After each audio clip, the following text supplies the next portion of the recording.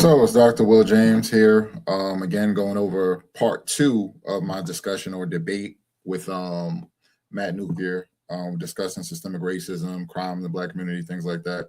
We didn't get to go over a lot of topics, but if you've seen part one, if you didn't see part one, you should click part one.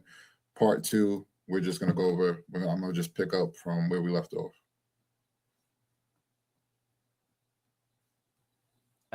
Good guy, man. Okay, just let me finish for a second. But nevertheless, the issue that you're not understanding is the fact that one guy cooperated. And that when you cooperate with the state, you're typically doing that for clemency or some leniency in your own sentencing. He was able to get significant leniency, including time served, because he decided to cooperate in the case and convict two other men. Lloyd was not able to get any other men convicted because they did not need him to testify. Only one of these guys were able to testify in court. Anyway, let's get back to a few things. Hold on. Let's get back to a few things.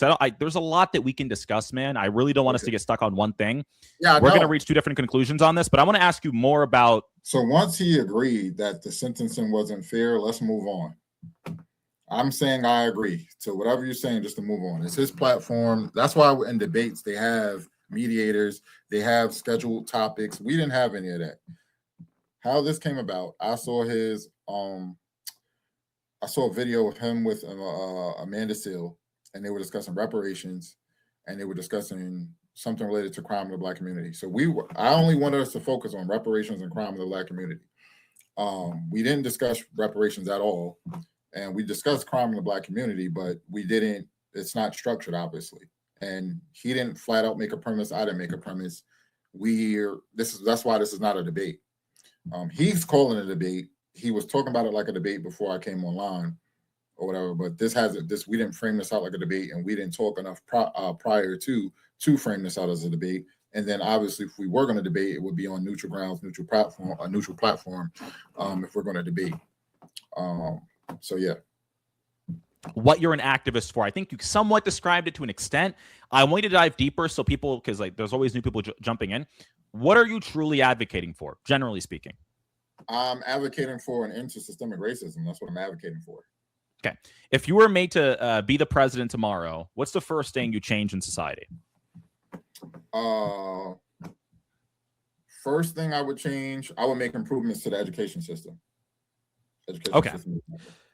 Would you say that the disparities between, let's say, predominantly Black schools and predominantly white schools, the disparities between obviously test scores and all sorts of different things, is mainly due to things like funding in reference to education? Well, that's part of it, the funding. Okay. What percent of the issue would you say is due to the funding, if you could quantify it? That would be difficult since you have to look at all of the nuance and all the different variables. But funding impacts resources. We know that. So if you don't have funding, that's going to impact the type of teachers, the staff you hire. That's going to impact if your school has a library, computers. It's going to impact so many the sports, different things. So that would be a significant impact. If I could, it's over 50% of the problem. Okay, there we go. You quantified it by over 50%. So the majority of the issue is due to the funding. Let's just give one example at a time, because I think that when we not just do generalizations, but when we actually try to use a specific point, we can narrow it down and we can actually talk about it. Baltimore City Public Schools is 75% Black. They, I believe, receive $22,000 per pupil, $22,000 per student. That's a lot of money, one of the highest in the country in terms of per pupil funding. How come their test scores are lower than the average, for example, predominantly white Utah public schools? So then you have to bring in so looking at the funding, if you think the funding in the schools now just means that the school is going to be successful, is that what your question before was aimed at? Is because maybe I misunderstood the question. Because he's looking at how a school performs today, not factoring in all of the other issues that led to it. So systemic racism is the issues that I'm talking about. Socioeconomic status, what we're talking about. How many parents are in the household is what we're talking about. And all of this has been contributed by systemic racism. You cannot get away from the fact that it played a role in how communities function today, why certain communities are lower socioeconomic. You can't get away from that. So that's why I'm asking, like, is that why you're saying a school may function the way it does today based off of just the funding and not the other things that contributed to it?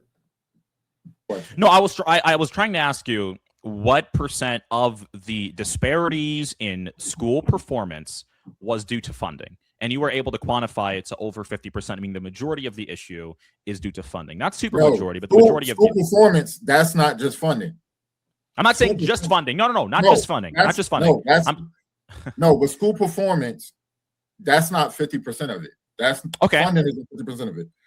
With school performance, you have to look at the actual students and the variables within your student body. So, for example, with how many students have IEPs, how many students have 504 plans, those are the most significant things with school performance.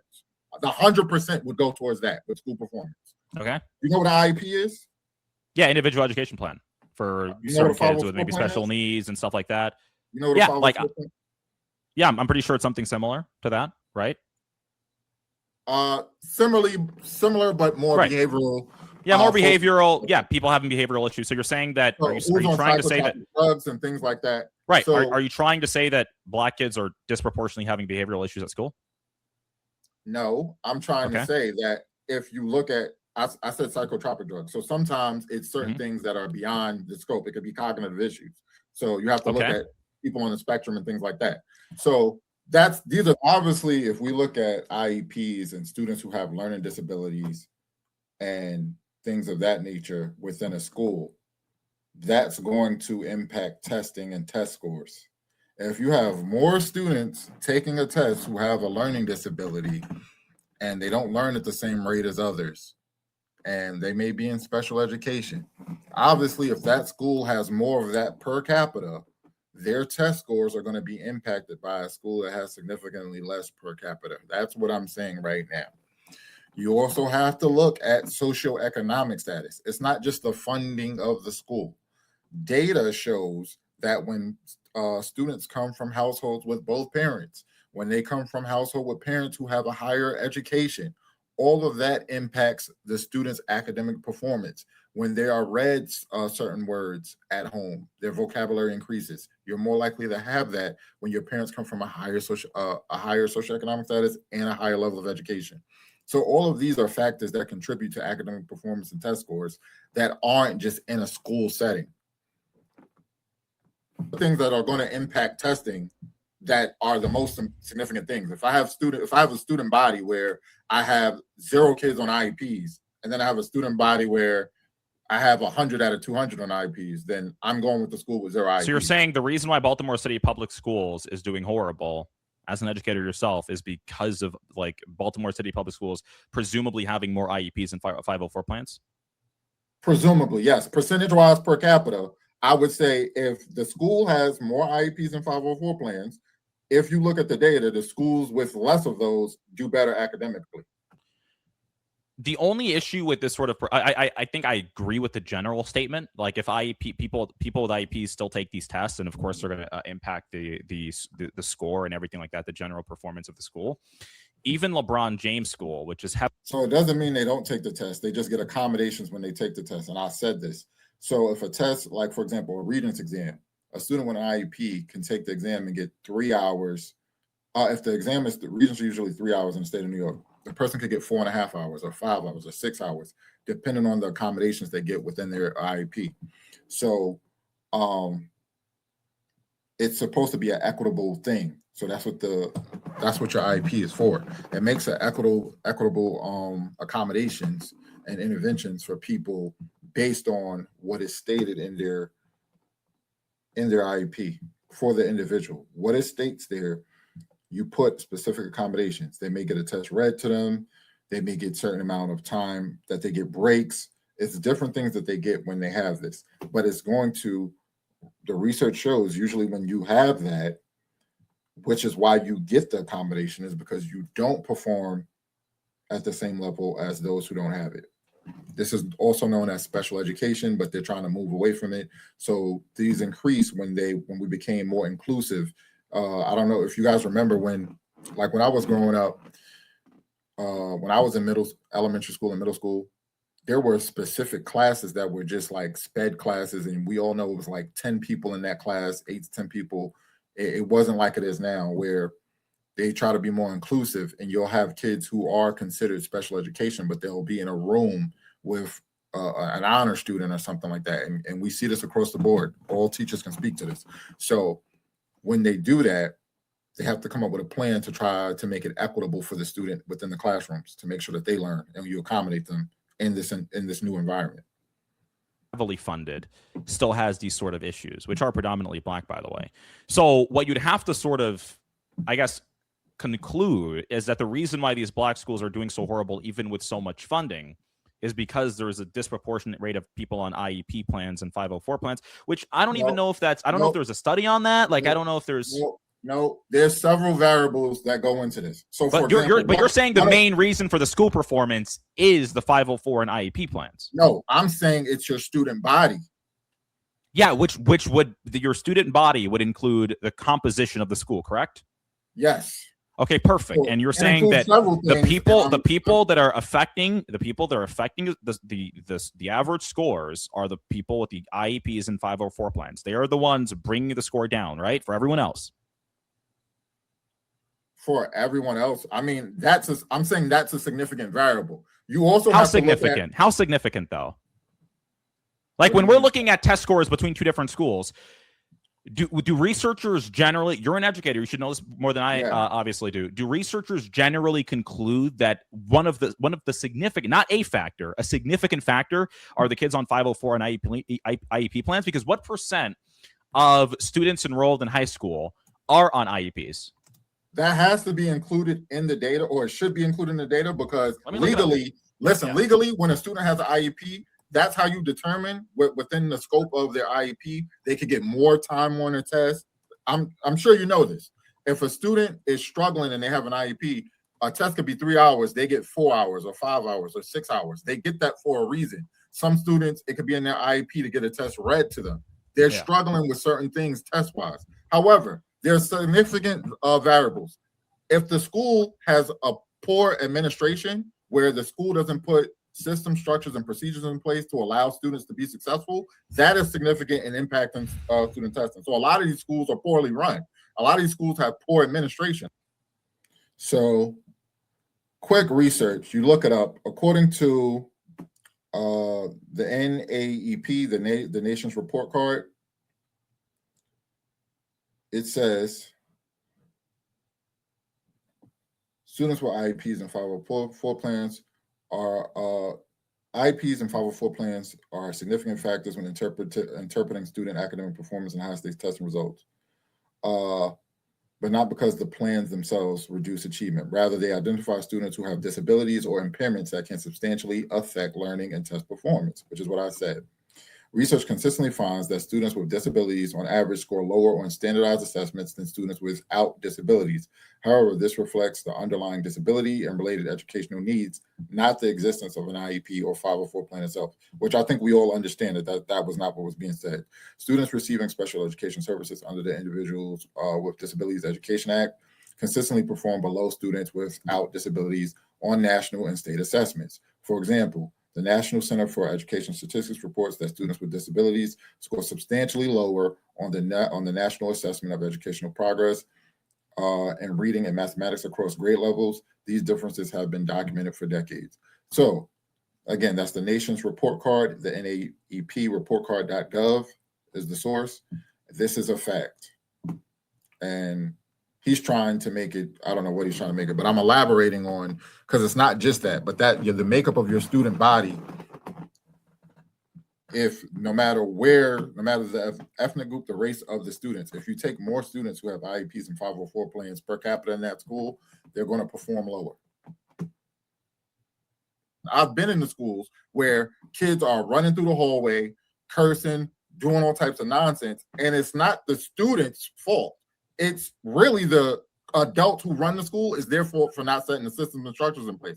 Because I've been in 2 schools in the same neighborhood, And one was an amazing school with the same demographics. You could be Black and Hispanic and low socioeconomic status Title I school, and they're doing well. And then same demographics across 2 blocks, and it's terrible. You have to look at the Interesting you say that. I looked it up. It's about 15% of students have an IEP. I don't see any data to suggest that those 15% of the students are the ones that are causing the disparity that we see between white and Black schools, even with similar funding or with funding where the Black school. So we never were discussing causation.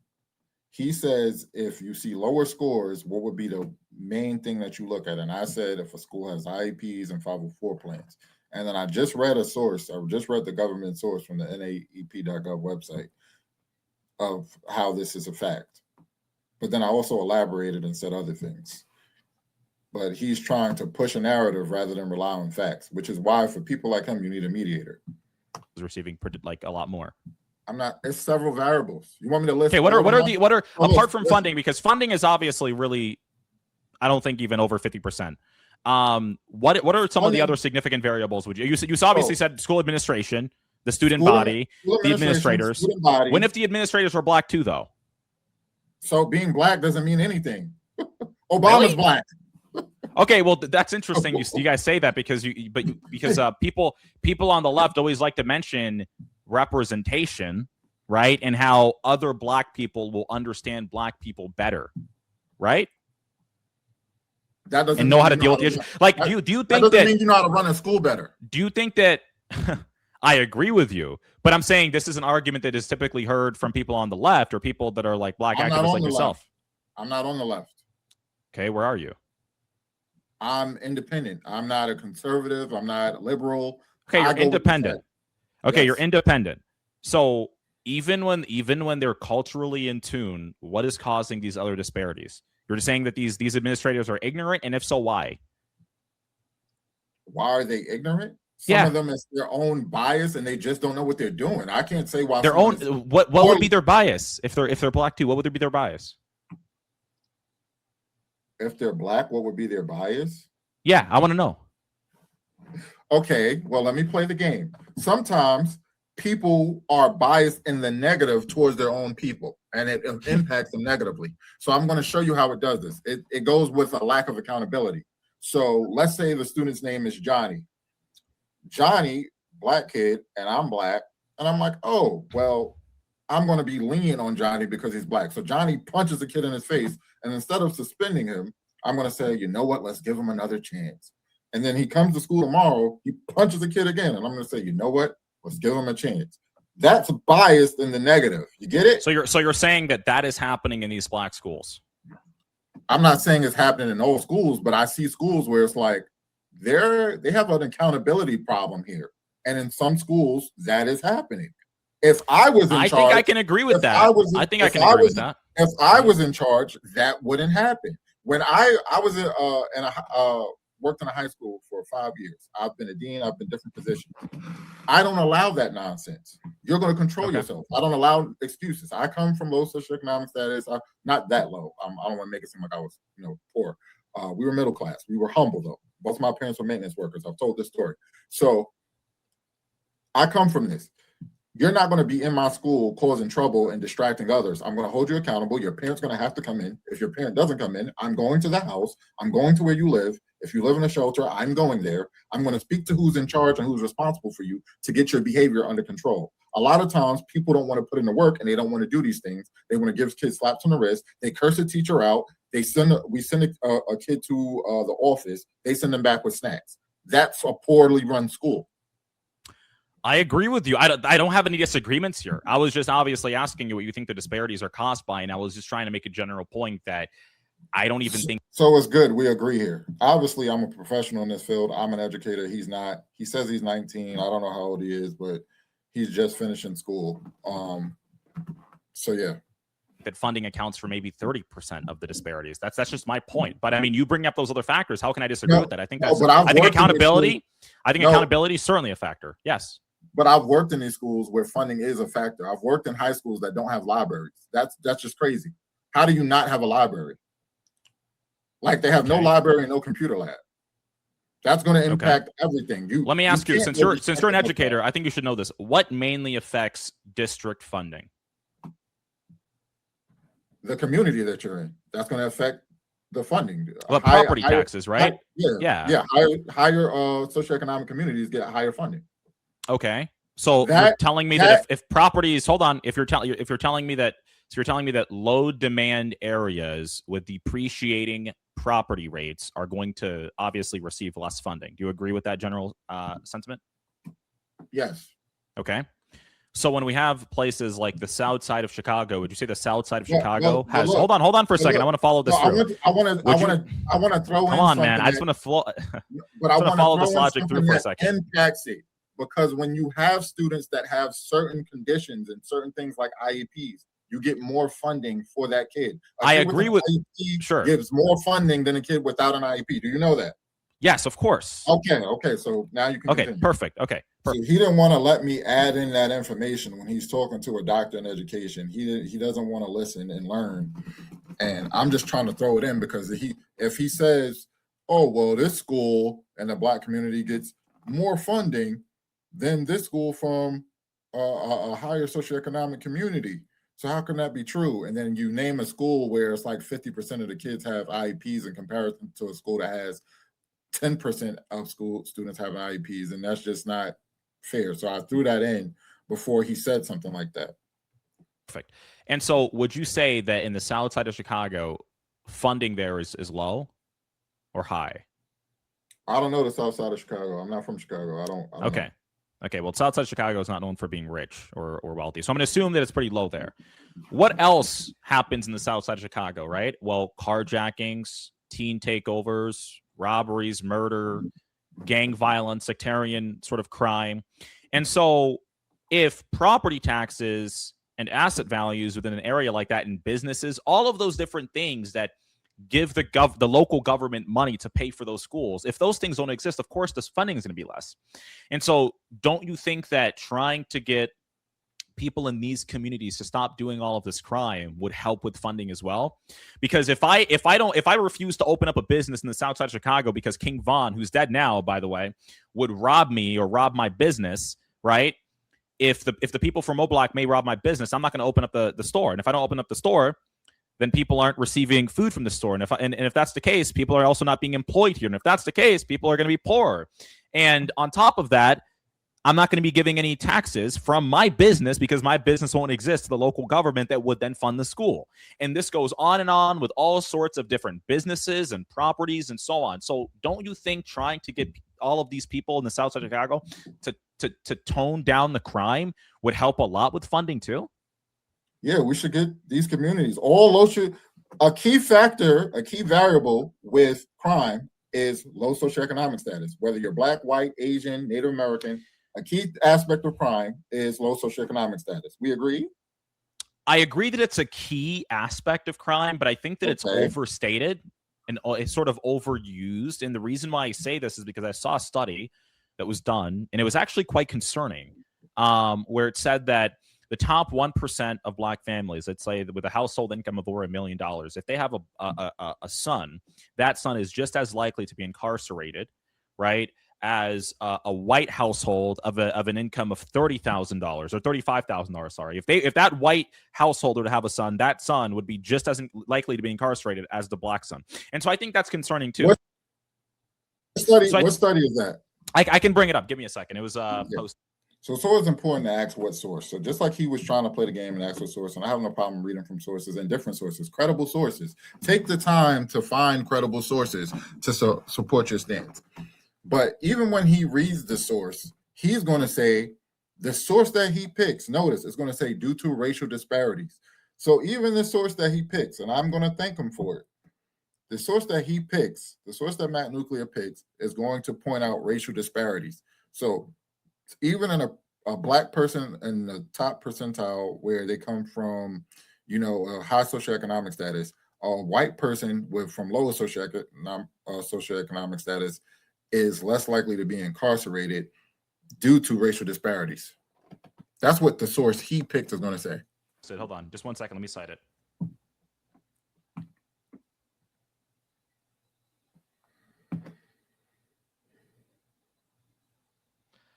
Okay, let's bring it up. So this is from Equal Justice Initiative. You can look this up.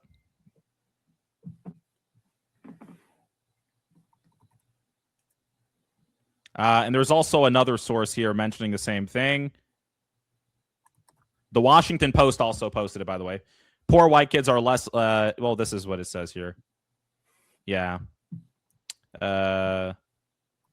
So yeah, go to Equal Justice Initiative. It says this. So I'm not saying that it's not a factor. Of course it is. Being born in a poor area with low funding and all of those different things are going to be a factor in whether or not you commit crime or whether or not you're more compelled to commit crime because of your circumstances. But I don't think it's necessarily as large as people say it is.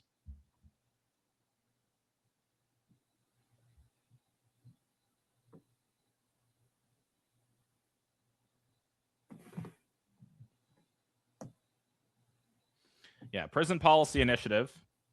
It says right here, black men raised in the top 1% by millionaires were as likely to be incarcerated as white men raised in households earning about $36,000. And it shows its household income rank of parents. And this is 2018. Racial biases in the criminal justice system don't only apply to poor people, according to research from Harvard, Stanford, and the Census Bureau. So racial bias is the cause?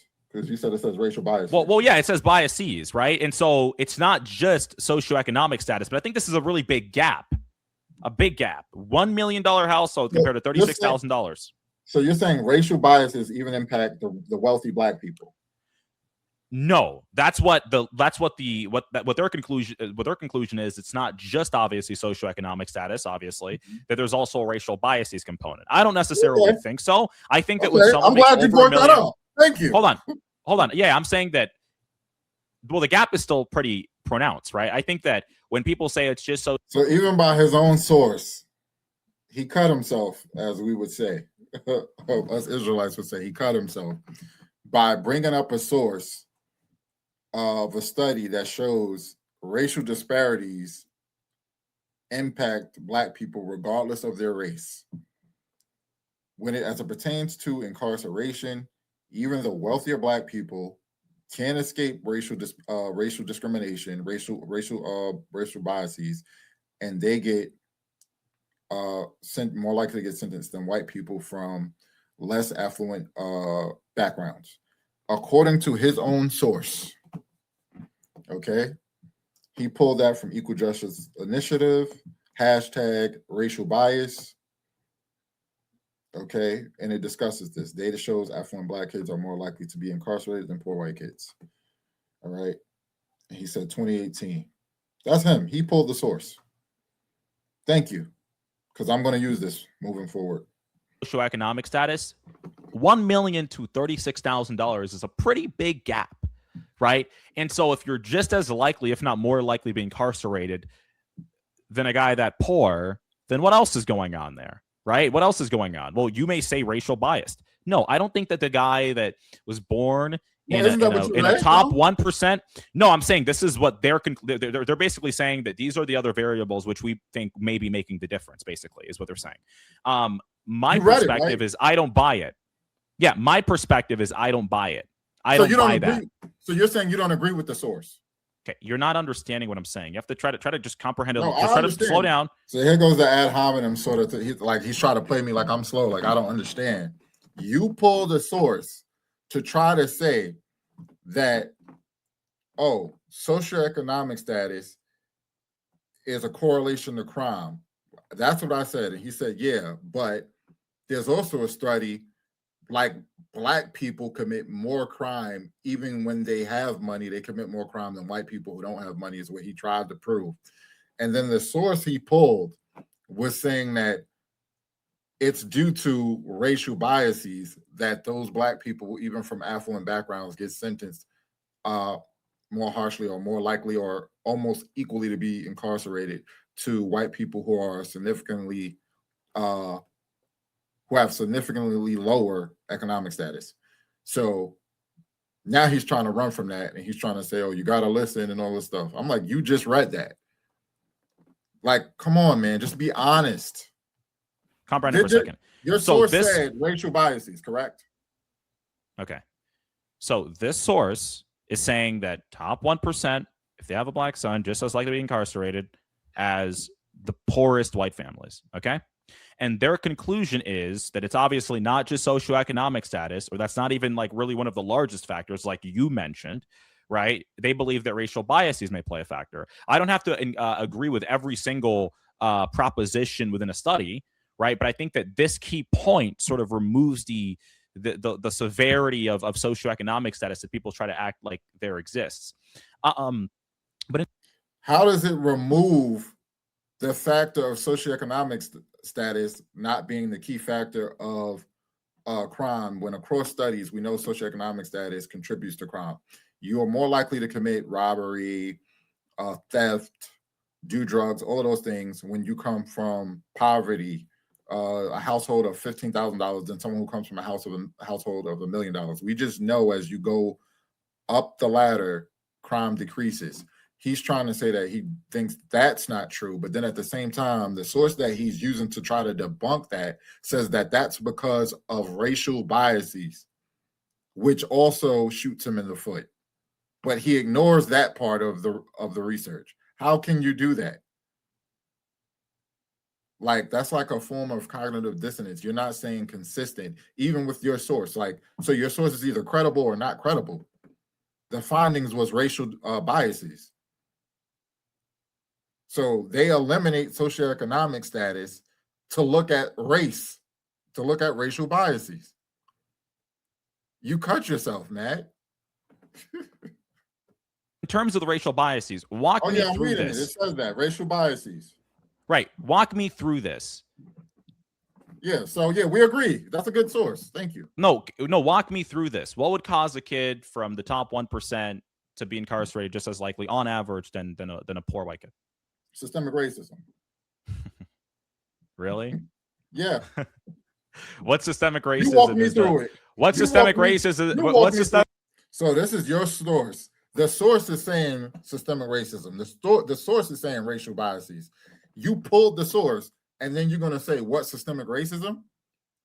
That's why I'm telling him to walk me through it. Let's see if he walks me through it. Systemic racism is an affluent black kid facing the same things that's in a system you can't avoid. So the educational system is he go to private school. He's rich.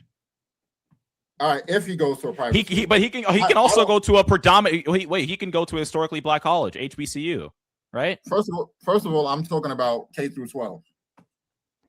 Okay, K through 12. K through 12. But there are also private schools through in terms of K through 12 that he could go to.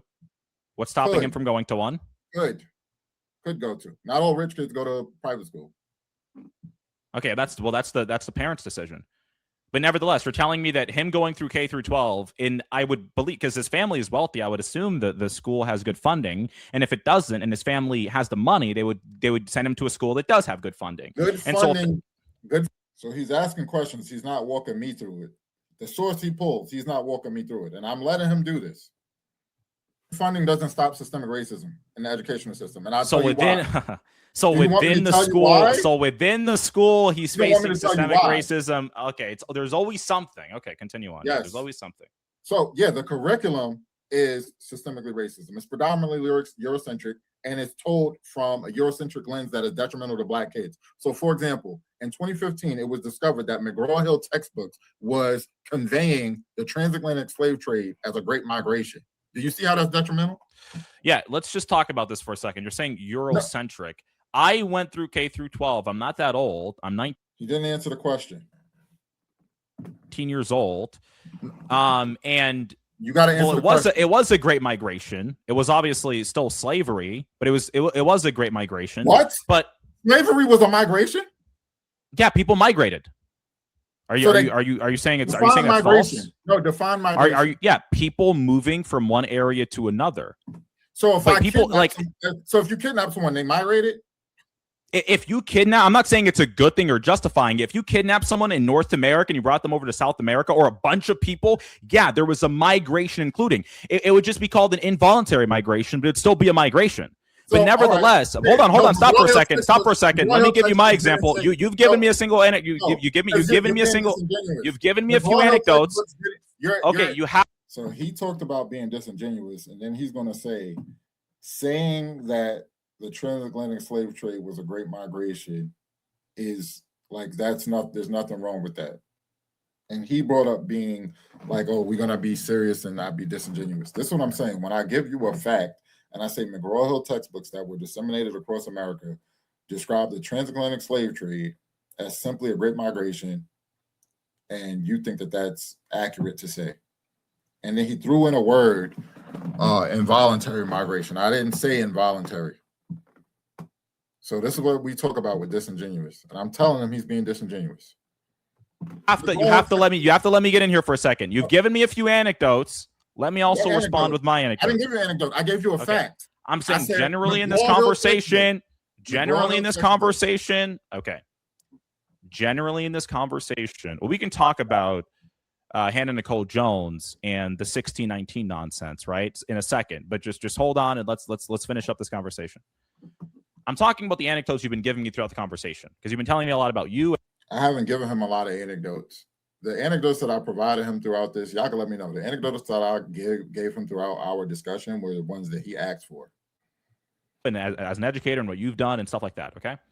So my perspective, by the way, when I was in high school, was that I was given this sort of, I don't know how to even describe it, this illegitimate perspective of slavery, that white European Anglo-Saxon men got on boats and just came across West Africa, and they went into the interior of West Africa, grabbed a bunch of black people and put them on boats. That's the conclusion that I got to by learning it from history, okay? Going to school in Florida, okay? That's what I thought until I started doing more research about it, and I learned that, well, there were people like King Gaizu, monarchs like Queen Nzinga, who were selling hundreds of thousands of slaves to the Europeans. And they were proud of it, and they didn't want to stop it. And they believed that it was enriching their people. I was never taught that at all. I was also never taught the story of the guy from Angola. You can rub your head all you want. The guy from Angola, his name is Anthony Johnson, who was actually one of the first men to have permanent slaves in America, who was a black man also. I was never taught that, right? And so I was never taught the crucial role that Western African traders actually played during the slave trade. So here he goes, completely running away from McGraw-Hill textbooks describing the facts of systemic racism in education, of a predominantly Eurocentric point of view, that is to not make the Europeans who brought slaves to America, not talking about the tribal warfare, black people, the Africans who sold the different tribes to the Europeans to bring them over here, but calling it a great migration, which dilutes the experience of black Americans and the history of black Americans in this country. He's running away from that to talk about other people historically who were black, who isn't, this stuff isn't always mentioned either, but he's running away from that to talk about black people doing wrong and not the fact that was just brought up. So he's running away. This is what people talk about with like red herrings and straw mans and stuff like that. He's not addressing the point that was just made. And he's younger, and I'm on his platform. I'm letting him talk. I'm shaking my head. Again, this is not a debate. This is not structured. If it was structured, you see where he would fall apart right here, because you have to address this point. Never taught that perspective either, right?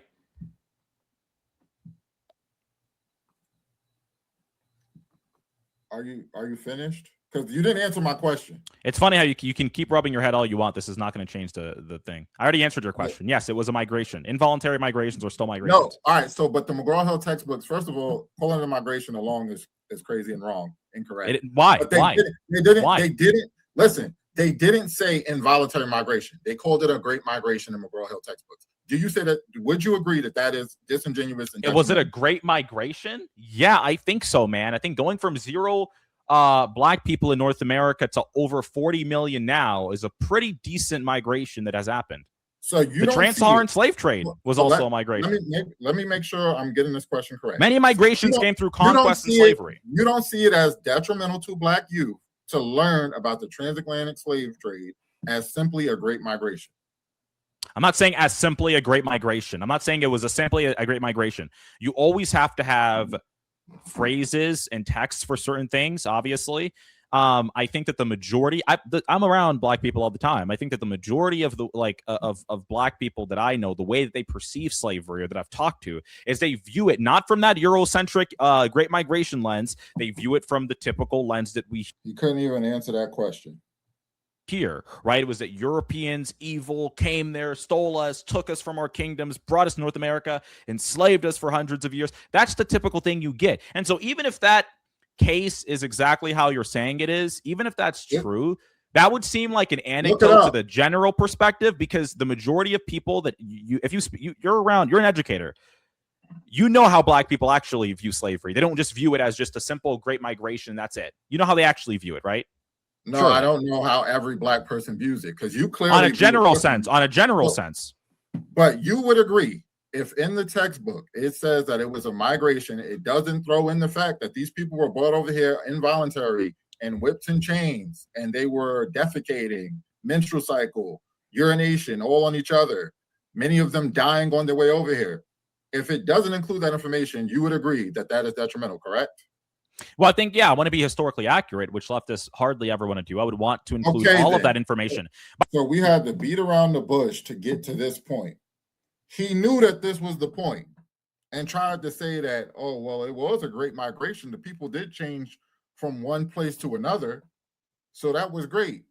So, if it says involuntary, it does. I never said it said that. And this is what I'm talking about with disingenuous. You guys, the people who agree with him are going to look at it and say, look, what about that? What if it's involuntary? It was a migration. And then the people who are not being disingenuous, the people who are looking at the facts of the matter, like, dang, if it says that in a textbook, that is crazy. That is historically inaccurate. That is wrong.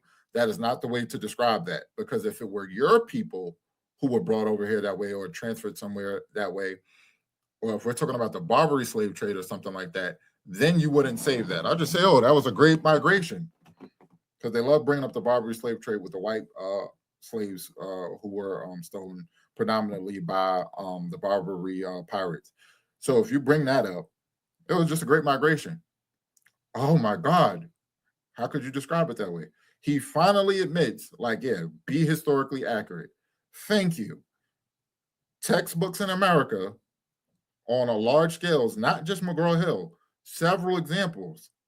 You can see sometimes they're posted online, they go viral, where these textbooks are not accurate, and they're disseminated across America, which is why you have so many people who learn history and they're like, oh, why are Black people angry? What are they mad at? What's going on? It was just a great migration. Come on. By the way, would you also agree that it should include? Do you also think it should include King Ghazi, who is the king of the kingdom of Dahomey, who said that slavery was the ruling principle of his people and that he did not want to end it after selling hundreds of thousands of slaves to the Europeans? Do you think it should also include that Black man who said that? It should be historically accurate. It can include it all. Well, you're giving the same answer I gave, but do you be more specific? Do you think it should specifically include? So I said it should be historically accurate. You said that it's saying a great migration was fine, and that's not historically accurate. We can all see where that logically falls down. We can all see where the inaccuracy in that description is present. We can all see what information is being omitted, and that's a lie. That's a lie by omission. You would agree to that. You would admit to that.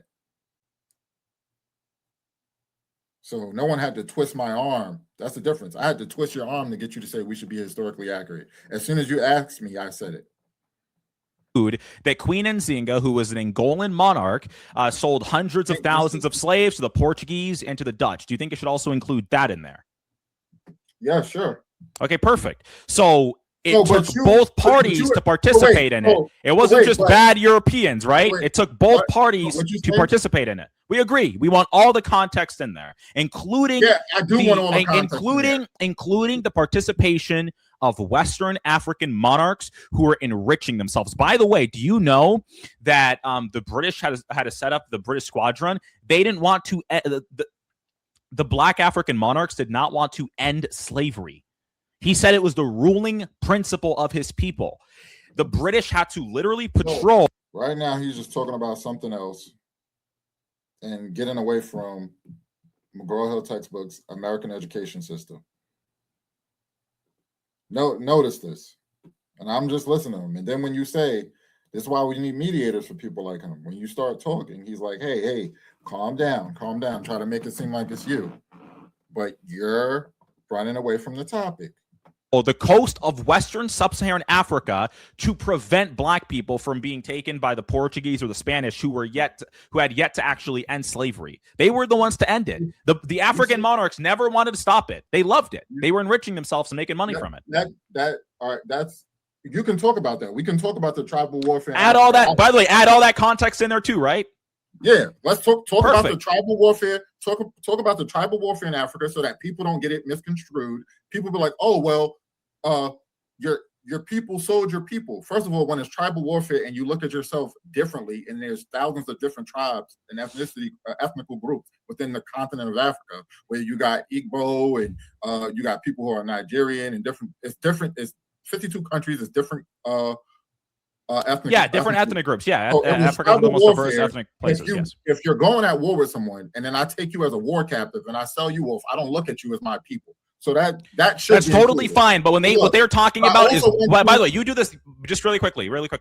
Yes, we get it. Plenty of different ethnic groups in Africa that don't see themselves as the same just because they're all technically Black or whatever, right? The same way you guys should not be blaming all white people for slavery because not all white people participated. Who blamed all white? Who's you guys? I'm just talking about Black activists in a general sense. I don't blame all white people for slavery. I blame the white people who are responsible for slavery. And okay, perfect. Okay, perfect. Name those white. So that would be crazy to blame all white people for slavery. You blame the white people who were responsible for slavery, but then you blame systemic racism on the people in charge of the systems, which are predominantly white. We're talking about white supremacists, not just white people. I'm not a person that believes in absolutes, that, oh, just all white people are just bad and they're inherently just bad and just, no. We're talking about white supremacists where you look at a person's ideologies and you look at what they do and they don't do, their actions. Are they in favor of all racial groups progressing and being treated fairly with equity and equality or not? Name those white sailors and slave traders from 200-something years ago. Name them right now. Henry the Navigator. Okay, name another one. He was one of the first ones who went to Africa in 1444. And I want you to include when you. So you blame, but you blame him. You blame him, and you hold on. You blame him. Hold on, really quickly. You told me to name white one. Yeah, perfect. You blame him, but not his descendants, correct? No, I agree with. Wait, really quickly. You told me to name white ones. Christopher Columbus did not go to Western Sub-Saharan Africa, which is what I was asking you for. But nevertheless, you're right. He did enslave people that were Native Americans here. Really quickly, you blame those men that died over 170, 100, maybe 200. If we're going to Columbus, I mean, we're even going farther back than that, right? You blame all of those men, but not their descendants, correct? Their descendants, the people who are. You blame those men, but not their descendants, right? I blame some of their descendants. There it is. Because I would have an issue if you want to. You think they don't have any descendants that were KKK? Yeah, maybe they did. This is your fear. So he said you blame those people who are responsible for slavery, not their descendants. Like as if I'm supposed to know all of their descendants, and none of their descendants participated in systemic racism. None of their descendants were racist themselves, just on a personal level. Like, what are we talking about here? This is like some sort of straw man to get away from the point. If their descendants are racist and they have racist practices, again, and they take part in the system that oppresses Black people, then they are to blame as well. If it was in the 1500s, the 1600s, the 1700s, the 1800s, the 1900s, or the 21st century, they are to blame. Yes. You don't have to name them specifically. This is just crazy to do. Longer again. Black I'm not people fear nowadays don't have to. The KKK Yeah, is this still is the relevant. thing. Name a single descendant that you know from any of those men who ended up becoming KKK leaders or anything like that. Name one. So you asking me, I have to be able to track their lineage. No, I can Stop. This is the thing, dude. Stop blaming white people if you don't even know. If you don't even know, stop blaming white people then. That doesn't make what? That doesn't make sense. You blame the system. You blame the system. Yeah, but this is the issue. You don't blame little individual people. I don't think the system is racist at all, though. That's the issue. I don't think the system is racist. You see how you name Anthony Johnson? Who was before Anthony Johnson? Did you name Hugh Gwynn? You can name all of them. You can name all of them. Do you know Hugh Gwynn? I don't know him specifically, no. Okay, so he was the first white slave owner. The first slave owner in America was Hugh Gwynn, a white man. Well, I think if I'm not mistaken, Anthony Johnson was second to him, or maybe third, if I'm not mistaken. Yeah, because right?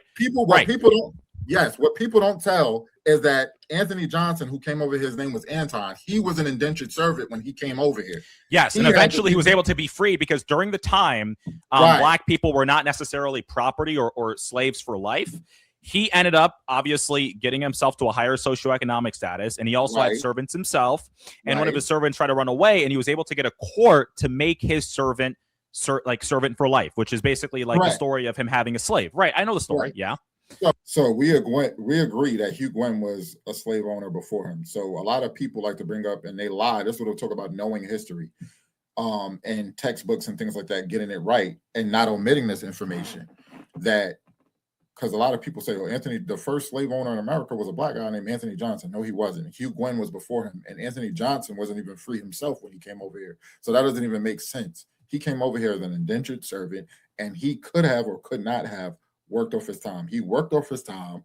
He became free, and then he purchased some slaves. And then he had to go to court because the slaves he had were supposed to be indentured servants.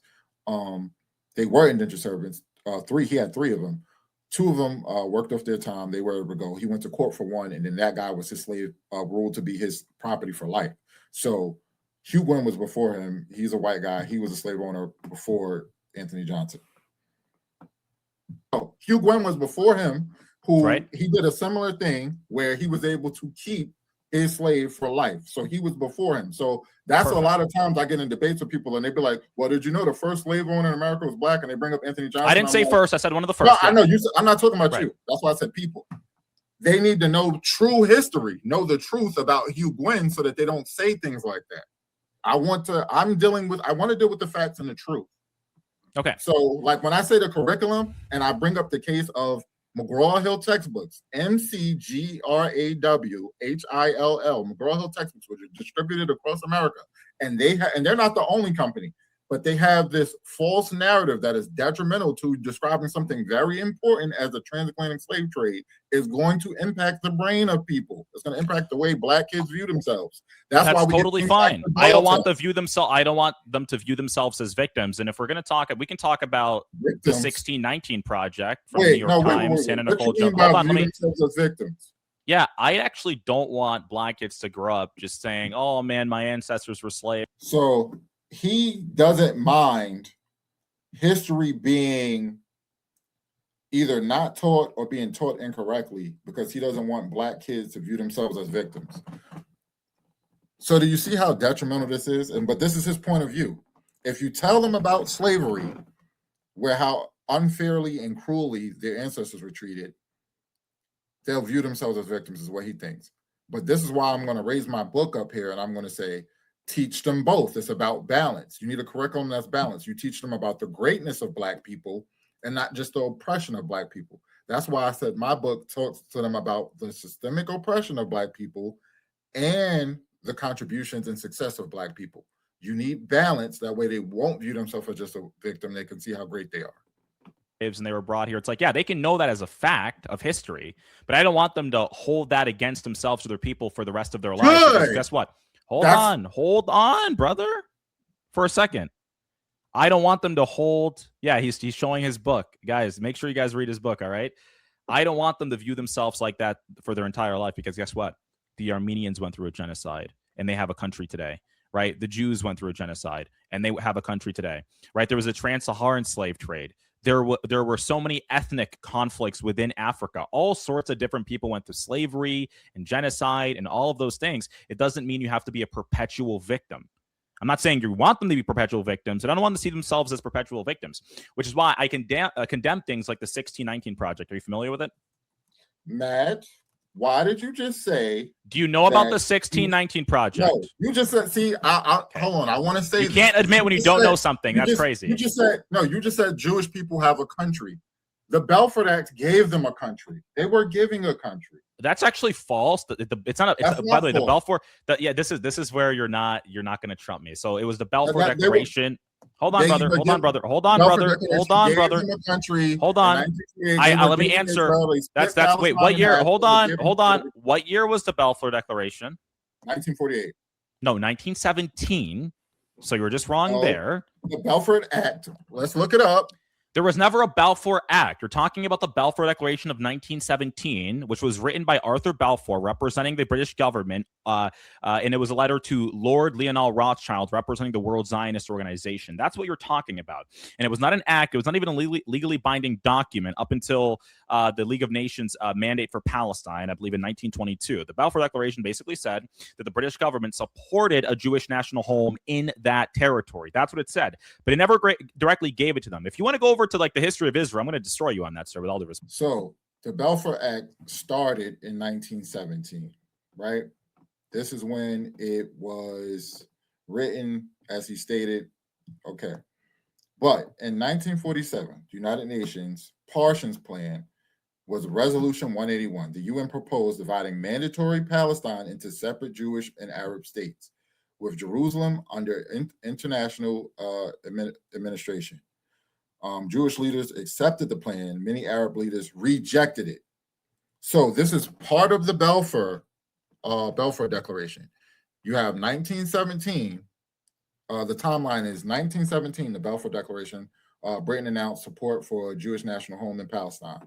1920, San Remo Conference, the Allied powers incorporated the Balfour Declaration into their post-World War I arrangements. 1922, what he brought up, the League of Nations mandate for Palestine. The League gave Britain the mandate for Palestine and incorporated the Balfour Declaration into the mandate's terms, making Britain responsible for facilitating a Jewish national home while also safeguarding the rights of the existing population. That was in 1922. You have a 25-year gap.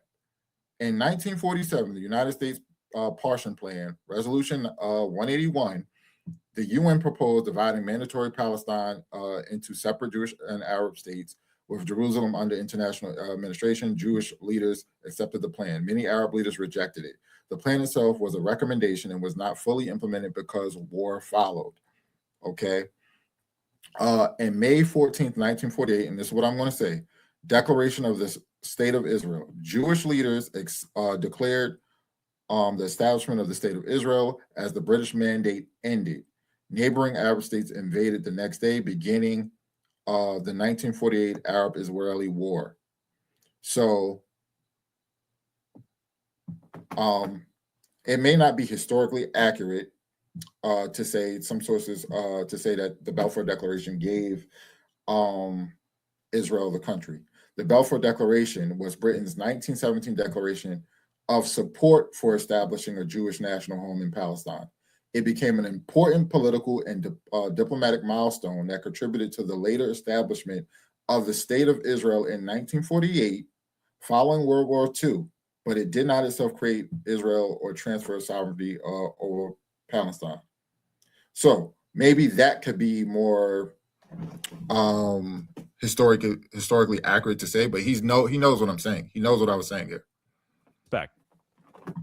So it says creation of Israel, 1948 on history. Yeah, but you said the Balfour Declaration was 1948. That's false. No, it was 1917. I'm saying it when it gave them the land. The British never gave them the land. That's also just false. What? What are you saying? Oh, you read. So it says in 1948, Jewish leaders declared the establishment of the State of Israel as the British mandate ended. Neighboring Arab states invaded the next day, beginning the 1948 Arab-Israeli War. So in 1917, Britain announced support of Jewish national home in Palestine. The League gave Britain the mandate for Palestine and incorporated the Balfour Declaration into the mandate's terms, making Britain responsible for facilitating it. So Britain was responsible for it. They never fully went through with their mandate. Their mandate ended as Jewish leaders declared the establishment of the state of Israel as the British mandate ended. So the mandate was ending and the Jewish leaders declared it, taking over it. I think that's what he's saying. Let's see what he says. Did you read the cartoon history of Israel or something? I've read the actual history. I'm on history.state.gov. Creation of Okay. Israel, 1948. On May 14, 1948, they've been... What year was the Balfour Declaration? What year was the state of Israel given to them? Your original... This is the issue with you, dude. You can never focus on the topic. Your original claim... No, I am on the topic. Okay, your original claim was the... So, talking about the year was written goes away from the fact that there were several components of the Balfour Declaration is what I'm talking about. So, if you try to... I don't know if he's trying to focus in on me, like if I misspoke or trying to catch something like that. We're talking about the year that they got the land. And that's what I was focusing on. Balfour Declaration gave... Okay. They were given... Your original... In 1948 is what I said, and it's what this source says. Okay. You're just not listening. Your original claim, try not to interrupt me again. Your original claim was the Balfour Act, which is what you said. Not even an act, it was a declaration and a letter, but nevertheless, you didn't know that. You said the Balfour Act gave Israel the state, or gave the Jews the state in 1948. That's false. The Balfour Declaration was in 1917. It was at the time was a non-legally binding letter from Arthur Balfour to Lord Lionel Rothschild, representing obviously the WZO. And basically, it was like, hey, the British government supports a Jewish national home in this land, and we will basically use efforts to try to facilitate it, like migration. They actually never ended up giving the Jewish people a state. They ended up leaving before. Israel declared independence May 14th, 1948, and the British left disgruntled, right? They didn't leave giving them a state or anything like that. So you're just wrong on that, but I don't want to dunk on you. Well, how did they get the land? How did they get the land? They just took it from Palestine? They just took it from Palestinians and stuff like that? Or? No, they were migrating there legally under the British Empire, right, for decades upon decades. There was the first and second Aliyah. So you see what I'm talking about? They were migrating there legally for decades under the British Empire. That's what I'm talking about with giving them the land. They were facilitating British migration into Palestine. Without that, the war would have started a lot earlier. But Britain being the superpower that they are, Palestine didn't want to start a war with them. And he's just acting like that wasn't a thing. He's acting like he doesn't know what I'm talking about when I say this. Also that happened that were being funded by the Rothschilds, which were benefactors, right? So they were funding Jewish migration to the land. You said they were being funded by whom? By the Rothschilds, right? Okay. So the Rothschilds were benefactors. They were being philanthropic, and they were giving money for Jewish people facing persecution in Europe to go over to the land of Israel and start living there instead. And so they were migrating there on boats and ships, and they created businesses, industries, and so on and so forth. And it was funded. Yeah, by other Jewish people. What are you confused about? In power. I mean, wealthy, prominent people. It was also facilitated by the British government. So it's not just the Jewish people in power who had all types of money and things like that. Yeah. Money and power. So when you brought this up and they were given a... Money and factor is not a bad thing. They were given a country and you brought this up and they were funded. Actually, that's also not true. They were never given a country. Why'd you bring up this example? You're just wrong. They were never given a country. You were naming... like you named someone else too, and it was a comparison to black people, and you do this. I named the Armenians. I named the Armenians going through the Armenian genocide and them having a country today. I named all sorts of different people that went through stuff that have a nation for themselves and have built themselves up ever since. So, and you did that for what? To prove to give you a general point that I don't want black children to see themselves as perpetual victims, but rather people that can make a life for themselves and make their own history today, and not just have to remind us they went through slavery 200 something years ago. We get it. We get it. You and I never, me and you never pick cotton on a cotton field getting whipped or were forced to like do any of the, we never had to live like that. So let's stop pretending that we did, right? We live in 2026. All right, I'm going to stop this here and go into part 3.